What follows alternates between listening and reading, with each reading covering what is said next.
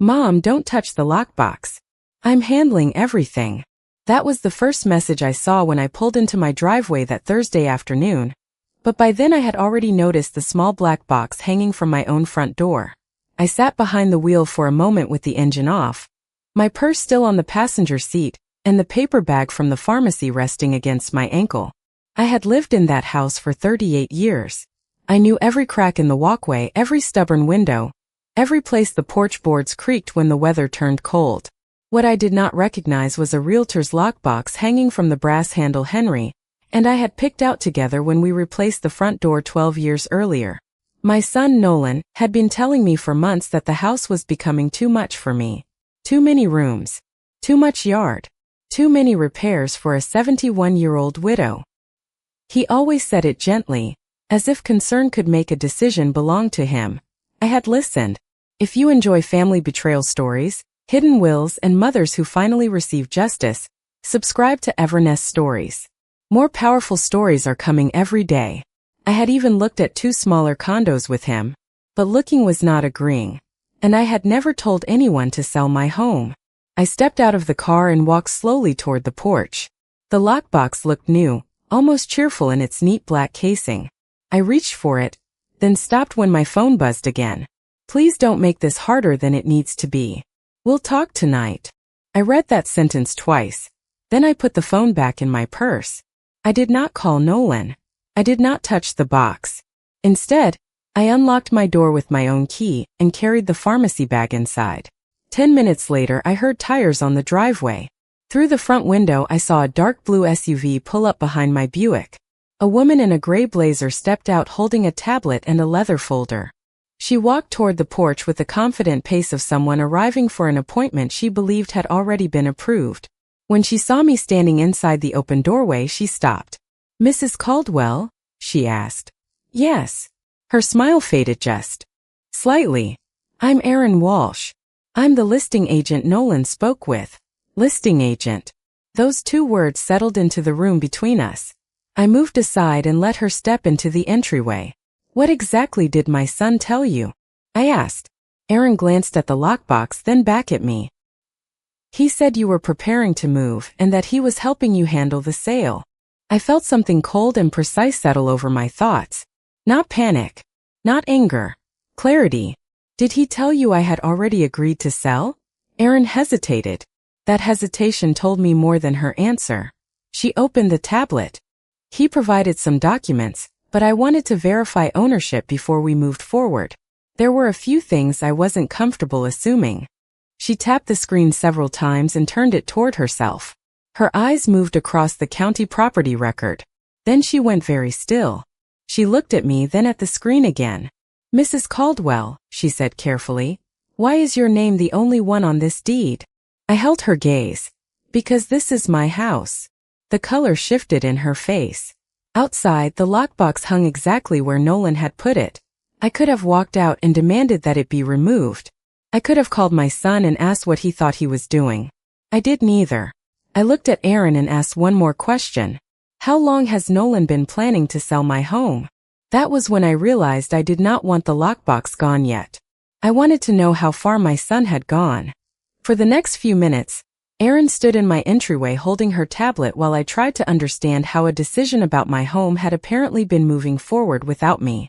She did not look defensive. If anything, she looked embarrassed. That mattered to me. People reveal a great deal when they realize they have been given only half a story.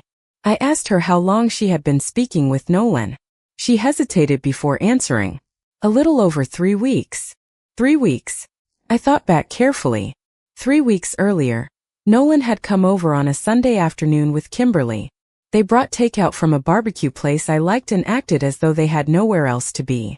Nolan walked through the house with me asking questions about the furnace, the property taxes, and when the roof had last been replaced. At the time, I thought he was trying to help me make a list of things that might need attention before winter. Kimberly had stood in the dining room looking at my china cabinet and said, "You probably would not want to move all of this if you ever downsized." I remember smiling and telling her that I had no plans to go anywhere. She had smiled back. "Of course. I just mean someday." Someday had always been a harmless word to me. Now it sounded different. Aaron asked whether I wanted to sit down. We moved into the living room, where the late afternoon sun stretched across the hardwood floor. Henry had refinished those floors himself 20 years earlier. He had complained for a week about his knees afterward, but every time someone complimented them, he looked as proud as if he had built the entire house with his own hands. Aaron opened a folder and showed me a printed email from Nolan. He had described me as ready for a simpler lifestyle, and said the family wanted to make the transition easy for me. There was nothing openly cruel in those words. That was what made them so unsettling. Nolan had learned how to make taking control sound like offering help. I asked Aaron whether he had given her a key. She nodded. He said he had your permission. Of course he had a key. Nolan had possessed one for years. He was my son. There had never been a reason for me to think twice about it. Until that moment. I remembered how often he had visited recently when I was not home. He would leave groceries on the counter, replace a light bulb, or take the trash bins to the curb. Small kindnesses. Ordinary things. But 2 weeks earlier, I had come home and noticed that the drawer in my desk was not completely closed. When I asked Nolan about it later, he said he had borrowed some insurance papers because he wanted to scan them for me. "You should have digital copies, Mom," he had said. "You never know when you might need them." I had thanked him. I actually thanked him. Aaron turned another page toward me. It was a short message from Kimberly suggesting that the family room would photograph better if the older furniture was removed before pictures were taken. My eyes moved over the sentence once, then again. No one had asked me whether I wanted photographs taken. No one had asked whether I wanted my furniture moved. No one had asked whether I was leaving. Aaron watched my face carefully. "Mrs. Caldwell, I am sorry. I believed you were involved in these conversations." I looked toward the hallway, toward the framed photographs that had followed our family through graduations, holidays, illnesses, weddings, and funerals. Nolan was in nearly every one of them. "So did I said quietly. Then another memory surfaced, small but sharp. 2 Saturdays earlier, Nolan had stood beside my desk with a stack of papers under his arm. He had told me he was taking them home to scan. I had not checked which papers they were. At the time I saw no reason to. Now I did. Aaron looked down at the folder again, and I could tell there was something she had not shown me yet. She ran one finger along the edge of the paper before pulling out a document with a blue cover sheet. "There is one more thing," she said. Her voice had changed. It was quieter now, more careful. "Your son sent this to me when I asked whether he had authority to handle the property." She placed the document on my coffee table and turned it toward me. The first words I saw were power of attorney. For a moment the room seemed unusually still. I recognized my name immediately. Judith Caldwell. I recognized Nolan's name too. What I did not recognize was the idea that this document gave him permission to sell my home. I picked it up and read the date. Then I understood where it had come from. 7 years earlier, I had undergone surgery that required several weeks of recovery. Henry had already been dealing with heart problems by then, and we had wanted someone available to handle routine matters if neither of us could. Nolan had been the obvious choice. He was our only child. We trusted him. I remembered sitting at the kitchen table with Henry while we signed several documents. I remembered Nolan joking that he hoped the only power he ever needed was permission to pay the electric bill. I had laughed. Henry had laughed too. Nothing about that afternoon had felt dangerous. It had felt responsible. Temporary. Ordinary. Now a copy of that same document was sitting on my coffee table because my son had sent it to a realtor. "Did Nolan tell you when this was signed?" I asked. Aaron shook her head. "He told me it allowed him to assist with the sale." Assist. Another gentle word. I had begun to notice how many gentle words were being used around decisions I had never made. I read the first page again. Some of the language was familiar, but legal documents have a way of sounding certain even when you do not fully understand what they allow. I was not going to pretend I understood every line. That would have been foolish. "Did you accept this?" I asked. "Not completely," Aaron said. "That is why I checked the deed before moving forward. The ownership record did not match the impression I had been given." She explained that Nolan had spoken as if the sale were already decided, as if my signature would be a formality rather than the decision itself. He had discussed timing. He had asked how quickly photographs could be scheduled. He had even mentioned that I would probably be staying with family once the house was ready for showings. I looked at her. Which family? Aaron paused. He did not say. That answer stayed with me. Nolan had apparently planned where I would not be, without bothering to explain where I would be. Aaron offered to call him while we sat there. She said we could clear everything up immediately. I looked toward the front window. From where I sat, I could see the edge of the porch and the shadow of the lockbox against the door. A few hours earlier I might have wanted an explanation. Now I wanted facts. Explanations could be shaped. Facts were harder to rearrange. No, I said. Erin lowered her phone. No. Not yet. I slid the copy of the document back across the table. I want everything he sent you. Every email. Every message. Every document.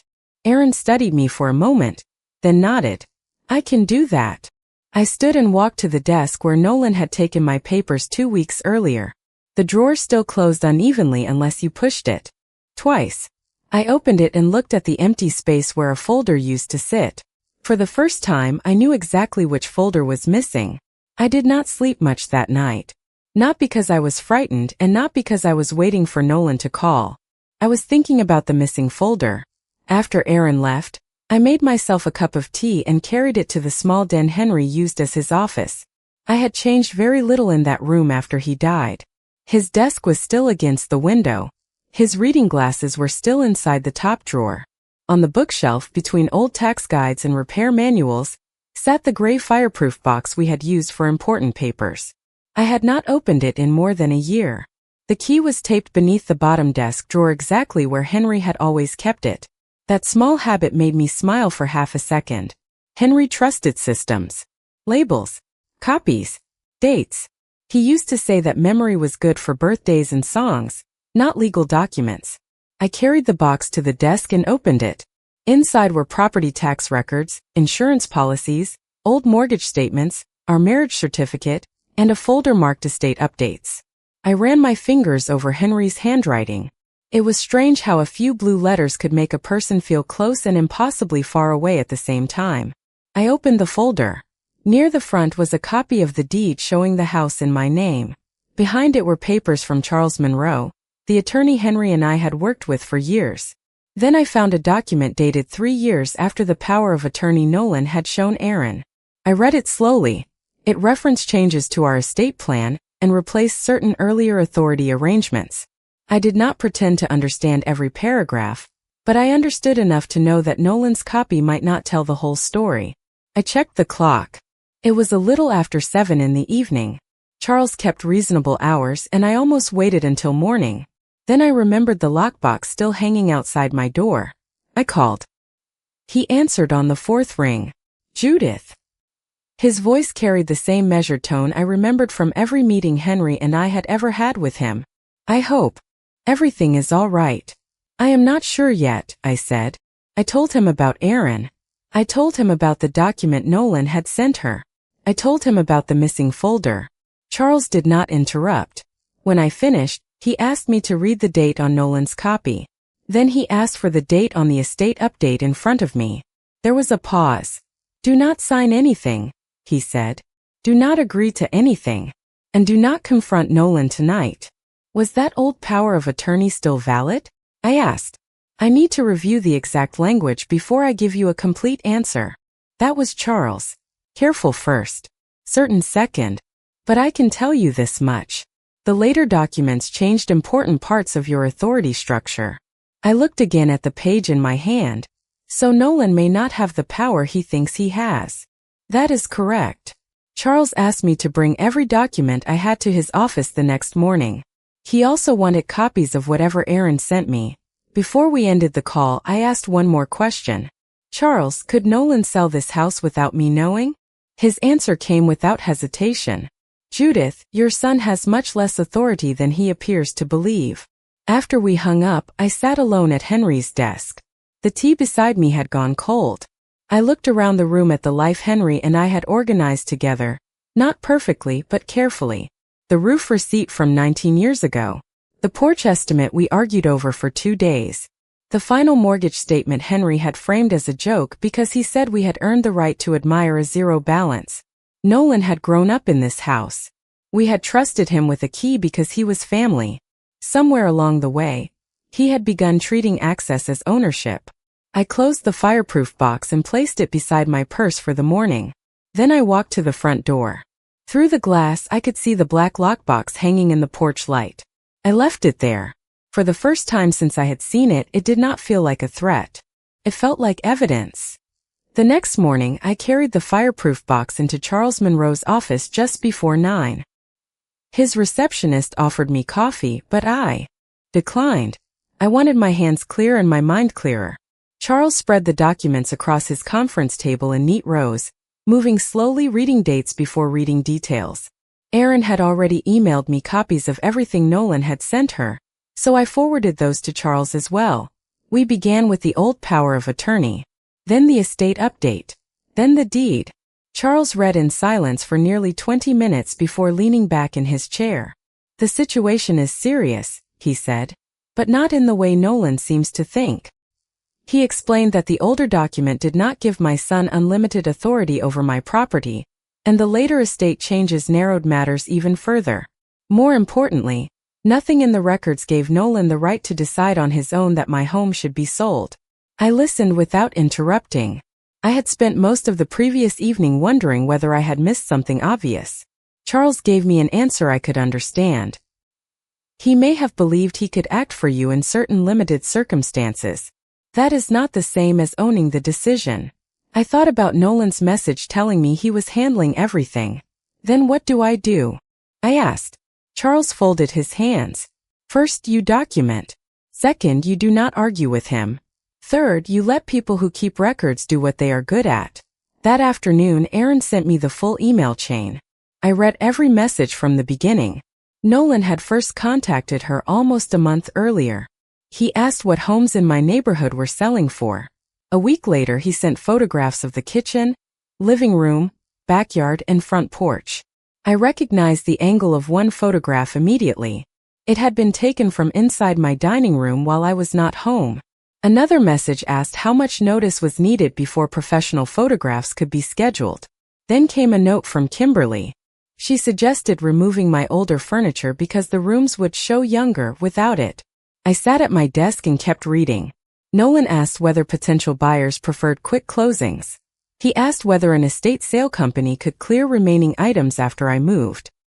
He wrote as though my departure were a date on a calendar instead of a choice I had never made. The most painful message was not dramatic.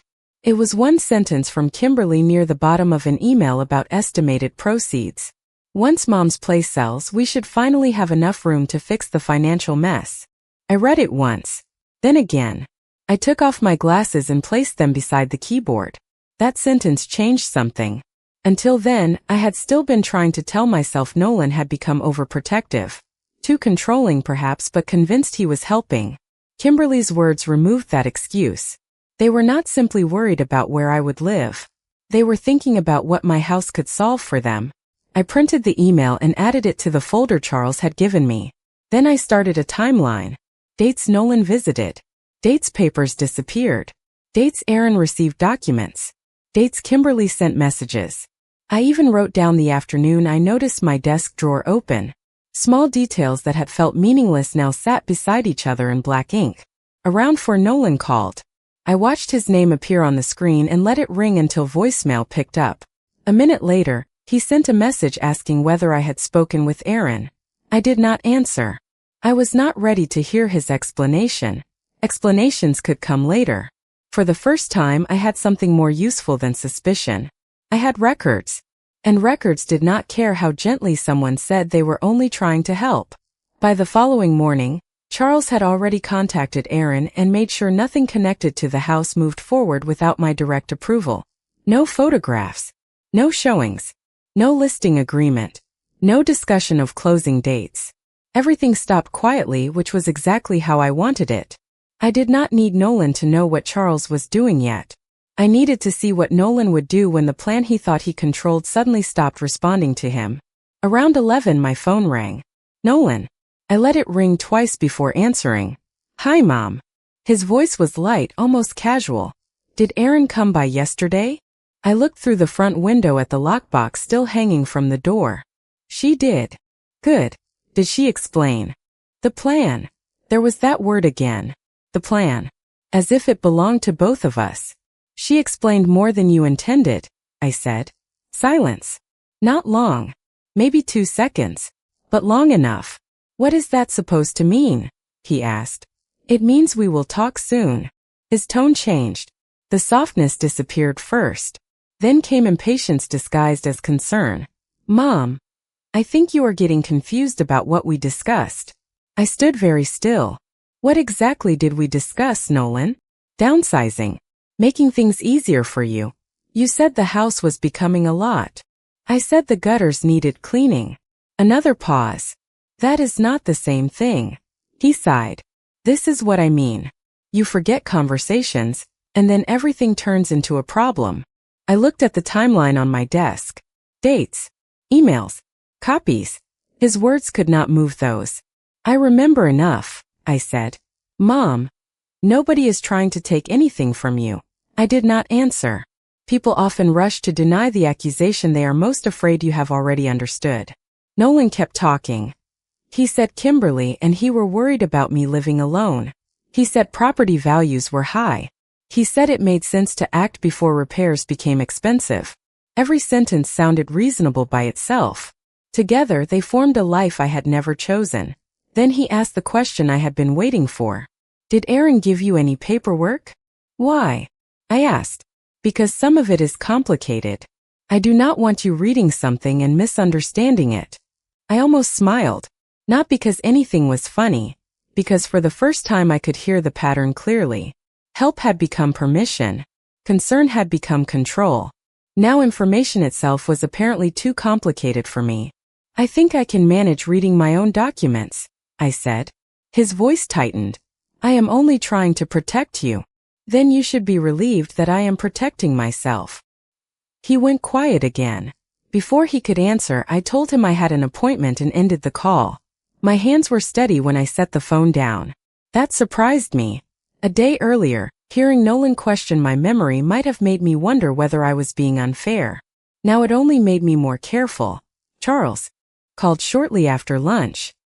He confirmed that my ownership was clear, and that the older power of attorney did not give Nolan the authority he had implied to Erin. He also recommended updating several documents so there could be no future confusion about who could act for me, and under what circumstances. Do it, I said. That afternoon, I changed the code to my home security system, and gathered the spare keys Nolan had left in the kitchen drawer over the years. I did not remove the lockbox myself. Erin had arranged for that to be handled properly. Until then I let it hang there. By sunset, it no longer looked like a symbol of Nolan's control. It looked like the place where his mistake had become visible. 2 days later, Nolan called and asked if we could all meet at my house on Saturday morning. He said he wanted to clear up the misunderstanding before it damaged the family. I almost told him the damage had started long before I understood it, but I kept that thought to myself. 10 o'clock, I said. That works. He sounded relieved. I did not tell him Charles Monroe would be there. Saturday morning was bright and cool. I made coffee, set out 4 mugs, then added a 5th. At 9:55, Nolan and Kimberly pulled into the driveway.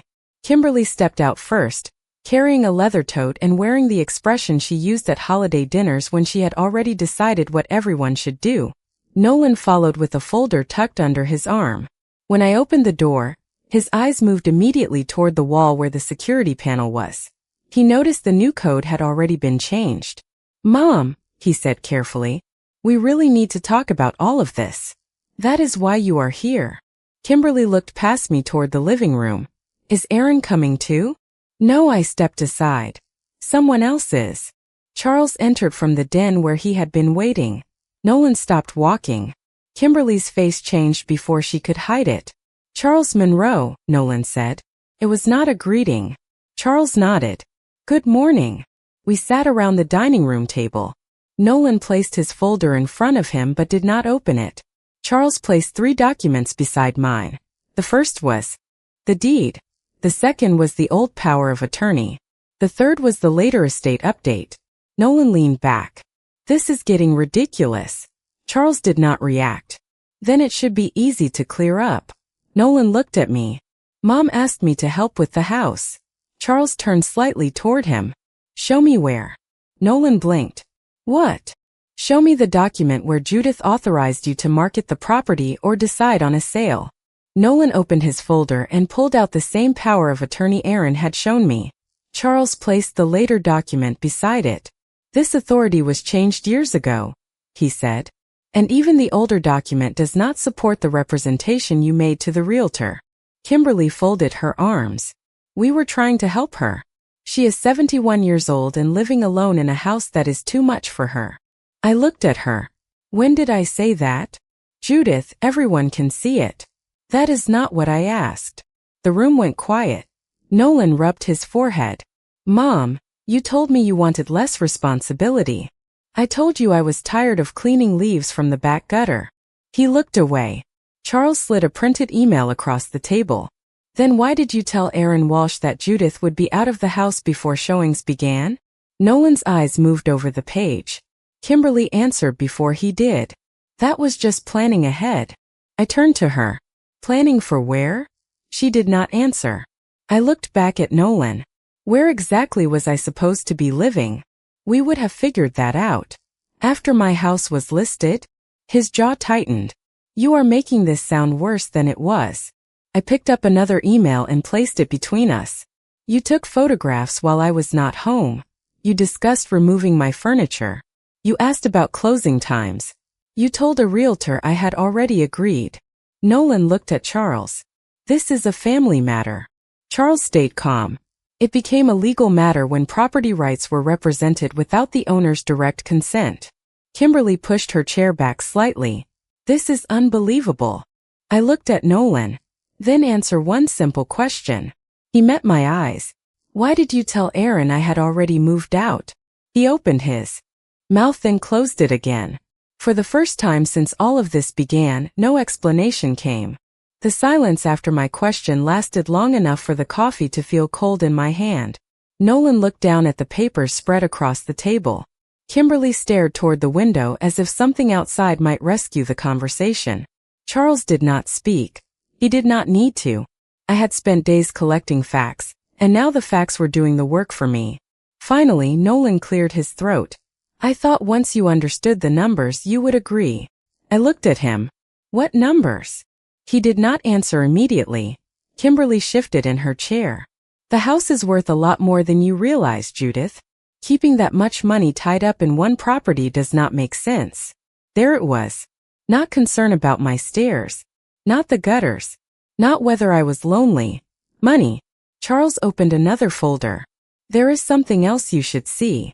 He slid a printed email across the table toward me. It was from Erin. She had forwarded it that morning after reviewing the complete message history. Nolan had written to her 2 weeks earlier asking how quickly the proceeds from a sale could be released after closing. The question was ordinary enough until I read the next line. He wanted to know whether the funds could be available within days, because his family had time-sensitive obligations. I looked at Nolan. What obligations? His face tightened. Kimberly answered for him. It is private. I folded the email once carefully. You were planning to use money from my house, but your reason is private? Nolan leaned forward.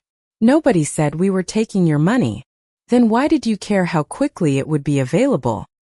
He rubbed both hands over his face. For the first time he looked less angry than tired. We made a bad investment. Kimberly looked at him sharply. Nolan. She already knows something is wrong. He turned back to me. Last year we put money into a development project with 2 friends. The financing changed. Costs went up. We borrowed against other things to keep it moving. Then one of the partners pulled out. I listened. No interruption. No judgment. Just facts. How much? I asked. He named a number large enough to explain the panic I had been watching without understanding. Kimberly spoke quickly. We were going to pay everything back. Once the project recovered, you would have been fine. I looked at her. I would have been fine? She lowered her eyes. Nolan reached for the email, but I kept my hand on it. You decided my home was a solution before you ever asked me whether I wanted to sell it. Mom, I thought if you moved somewhere smaller, everybody could benefit. Everybody. That word landed differently than family. I thought about Henry and me paying the mortgage every month. About skipping vacations when the furnace needed replacing. About the year we refinanced carefully and spent weeks comparing interest rates at the kitchen table. Nolan had seen the house at the end of that story, after the debt was gone and the value had risen. He had not seen what it cost us to make it secure. Charles spoke then. The property is Judith's. Any decision about it is hers alone. Nolan looked at me. So what happens now? I placed the email beside the deed. Now you stop making plans with things that belong to me. Kimberly stood, but Nolan stayed seated. He looked smaller somehow, not because I had humiliated him, but because the story he had been telling himself no longer fit the papers in front of us. I met his eyes. You were not planning my next chapter, I said. You were financing yours. The next morning the lockbox was gone. Aaron had arranged for it to be removed before 9, and when I opened the front door, all that remained was a faint mark where it had rested against the brass handle. I stood there longer than I expected. For days that little black box had represented everything I had not known. Plans made without me. Conversations held about me. Decisions presented as kindness after they had already been shaped for someone else's benefit. Now the door looked ordinary again. That felt important. Charles came by later with updated documents for me to review. We changed the people authorized to handle certain matters if I ever became unable to manage them myself. We made the language clear. We made the limits clear. Most of all, we made sure nobody could confuse being family with being entitled to make decisions for me. I also had the locks rekeyed. Nolan had carried a spare key for more than 15 years. Taking that access away hurt more than I expected. Not because I wanted him walking in whenever he pleased, but because I remembered why I had given it to him in the first place. Trust is rarely dramatic when it begins. Sometimes it is just a mother placing a small brass key in her son's hand and saying, "Keep this in case I ever need you." I did not regret trusting him then. I simply understood that trust had to match the person he had become, not the boy I still remembered. Nolan did not call for several days. Kimberly did not contact me at all. I was grateful for the quiet. I used it. I cleaned out the den, not because anyone told me to downsize, but because I wanted to decide what stayed. I kept Henry's fountain pen, his old pocket radio, and the photograph of us standing in front of the house the week we moved in.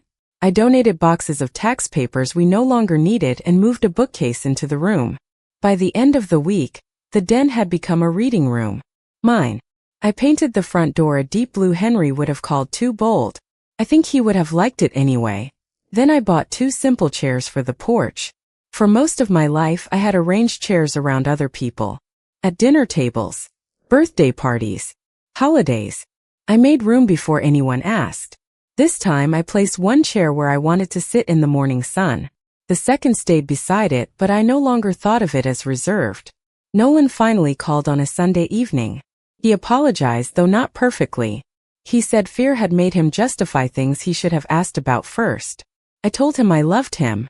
Then I told him love did not restore access automatically.